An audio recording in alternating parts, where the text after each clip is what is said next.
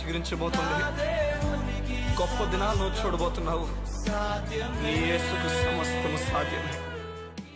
Good morning దేవుని ప్రియ కుమారుడు, good morning దేవుని ప్రియ కుమార్తె. Special good morning to you. ఈ ఉదయమున దేవుని కృప మీద ఆధారపడి ముందుకు నువ్వు వెళ్ళడానికి ఇష్టపడు.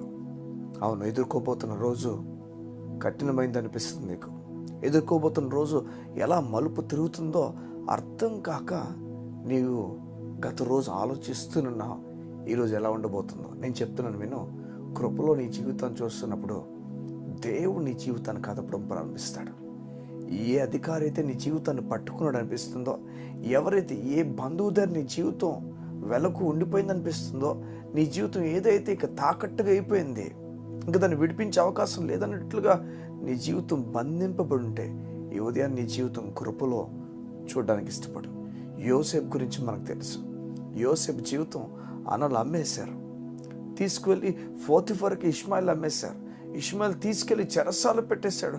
ఇవన్నీ మనం గమనించినప్పుడు యోసేపు జీవితం ఇంక అయిపోయింది. ఇలాంటి ఒక జీవితాన్ని మనం చూసినప్పుడు ఫుల్ స్టాప్ చెప్తాం. ఇంక అయిపోయింది, అక్కడతో ముగించబడింది. ఈ వ్యక్తి గురించి మాట్లాడుకోవడానికి ఏమీ లేదని మనం చెప్తాం. సంగమ చూడండి, అక్కడే దేవుడు మొదలయ్యాడు.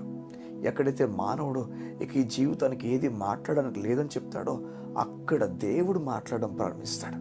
మనకు తెలిసి ఒక మాట, మొదటి కొరింథీ రాసిన పత్రికలో, మొదటి కొరింథీ రాసిన పత్రిక మాట ఉంటుంది ఈ విధంగా: దేవుడు గొప్ప గొప్ప వారిని పిలవలేదని, దేవుడు జ్ఞానవంతులు పిలవలేదట, జ్ఞానహీనుని బుద్ధిహీనులు పిలిచాడు. జ్ఞానవంతుని సైతం సిగ్గుపరచడానికి, అవమానపరచడానికి.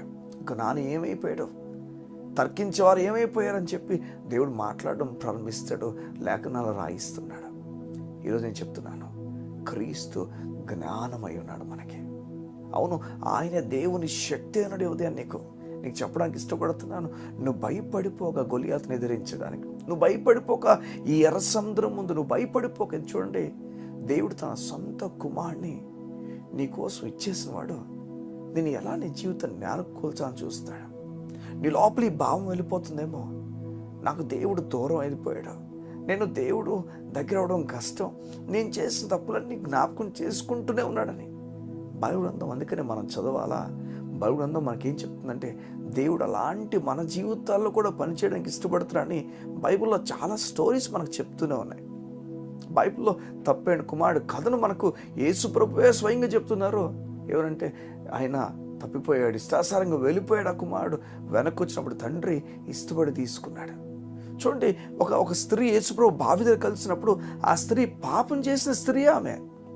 బైబిల్ గ్రంథంలో ఎటు చూసిన పాపపు స్త్రీలు. బైబిల్లో ఒక మాట యేసుప్రభు చెప్తాడు, ఇదిగో నేను నీతిమంతుల గురించి రాలేదు కానీ పాపుల గురించి వచ్చానని. ఈ ఉదయాన్ని ఈ మాట నీలోకి వెళ్ళునుగాక, నీలో బలాన్ని తీసుకొచ్చునుగాక. దేవుడు నీతో నిలబడబోతున్నాడు. కృపలో చూడు. బైబిల్లో రోమిలకు రాసిన పత్రిక 6:14 ఏ విధంగా ఉంది: మీరు కృపకే కానీ ధర్మశాస్త్రముకు లోనైన వారు కాదని. నీవు దేవుని కృప కింద ఉన్నావు. నువ్వు అద్భుత కార్యాలు చూడబోతున్నావు. నీ కళ్ళకు ఒకవేళ కలద్దాలు పెట్టుకోవాల్సిన పరిస్థితి వస్తే, అయితే దేవుని లేఖనాలు మాత్రం నీకు కలద్దాలు ఇస్తుంది. ఆ కలద్దాల పేరు కృప. నీ జీవితాన్ని కృపలోంచి చూడు. నీకేం జరుగుతుందో, ఎలా అవుతుందో వీటిలో చూడొద్దు. అర్హత లేని విషయాలు దేవుడు చేయబోతున్నాడు. నా బట్టి కాదు, నా క్రియలు బట్టి కాదు, నా గొప్పతనం బట్టి కాదు, ఆయన నీతి బట్టి చేయబోతున్నాడు. అవును, ఈ ఉదయమున దేవుడిని నీతిమంతుడని పిలిచొచ్చున్నాడు. దేవుడు నిన్ను నీతిమంతుడని పిలుస్తున్నాడు. నీకు చెప్తున్నాడు, ఏ పాపం నీ మీద మోపట్లేదు, నువ్వు నీతిమంతురాల్లాగా నాకు కనిపిస్తున్నావు. కారణము యేసు నిమిత్తం పాపం అయిపోయాడు గనుక నువ్వు నీతిమంతుడుగా కనిపిస్తున్నావు. ఇది ప్రతిదినం చెప్పాలి మనం. నేను నీతిమంతుడిని, నేను విశ్వాసం మూలంగా నీతిమంతుడిని. నా విధేయత వలన కానే కాదు, యేసు ప్రభు విధేయత వల్ల నేను నీతిమంతుడిని. ఇది నీకు ఒక టాబ్లెట్ లాగా పనిచేస్తుంది. ఎలా అయితే జ్వరం వచ్చినప్పుడు ఆ జ్వరానికి ఒక డోలో కానీ పారాసెటమాల్ కానీ మనం వేసినప్పుడు ఎలా అయితే మనకు పనిచేస్తుందో, సగం వినండి జాగ్రత్తగా, అంతకన్నా ఎక్కువగా దేవుని మాట నీ నిరసించిపోయిన సమయంలో, దిగులు పడిన సమయంలో మరింత వేగంగా నీకు పనిచేస్తుంది. నీ ఎముకలకు బలం తీసుకొస్తుంది, నీకు ఆరోగ్యం తీసుకొస్తుంది. నువ్వు ఊహించలేని కార్యాలని ముందు జరిగేటట్లుగా దేవుని వాక్యం నడిపించబోతుంది. ఈరోజు దిగులు పడిపోతున్నావు కదా, బయటికి రాక నుంచి దేవుని కార్యం నీకు జరగబోతుంది. కృపలోంచి నువ్వు చూడ, కృపలోంచి చూడ. దిగులు పడిపోవడం ఆపేసే, కళ్ళు మూసుకుంటావా? ఈ ఉదయం నీ గురించి ప్రార్థన చేస్తాను. అయ్యా, మా తండ్రి యోసేపు వలె బంధింపబడి ఇక లేదు అవకాశం లేని పరిస్థితిలో నీ బిడ్డలు ఉన్నారేమో, దిగులు పడిపోతున్నారయ్యా, బాధపడిపోతున్నారయ్యా, భీతి పడిపోతున్నారయ్యా, ఒంటరైపోరయ్యా. అయా ఒంటరి వ్యక్తుల్లో ఒక్కసారిగా తాకండి.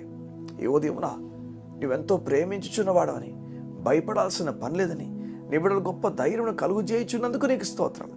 గొప్ప నెమ్మదితో నీ బిడ్డలు నడిపించమని కోరుతూ యేసు నామమున ఈ దినమంతా ది బెస్ట్ దినమని ప్రకటించు ప్రార్థించుచున్నాను తండ్రి. ఆమేన్, ఆమేన్, ఆమేన్. ఒకవేళ ఈ ఉదయాన్న నువ్వు కొత్తగా ఇంటర్వ్యూకి వెళ్తున్నావేమో, ఒకవేళ ఈ ఉదయాన్న నువ్వు బయటకు వెళ్ళి జాబ్స్ చూసుకోవాలని చెప్పి ఆశపడుతున్నావేమో, లేకపోతే ఏదైనా కొత్తగా ప్రారంభించాలని ఆలోచిస్తున్నావేమో, సమాధానంతో వెళ్ళు. కృపలో నీ జీవితాన్ని చూడు. కృపలో చూసినప్పుడు నా దేవుడు ఉన్నతమైన కార్యాలు చేస్తాడు. నా బట్టి కాదు, ఆయన బట్టి. తన సొంత కుమారునే నీకు ఇవ్వడానికి వెనుక తీలే. నువ్వు అనుకుంటున్నావు కదా, నేను చాలా తక్కువ, ఈ లోకానికి నేను చాలా చీప్ అని. దేవునికి కానే కాదు. నీ కొరకు ఏం ఇన్వెస్ట్ చేశాడు తెలుసా? ఏసే ప్రాణాన్ని దేవుడు ఇన్వెస్ట్ చేసేసాడు. నువ్వు ఎంత ఎక్కువ చూడు. గాయపడిన దేవుని కుమారుడా, గాయపడిన దేవుని కుమార్తె, ప్రభు హస్తము నేను తాకబోతుంది. ప్రభు హస్తము నేను తాకబోతుంది.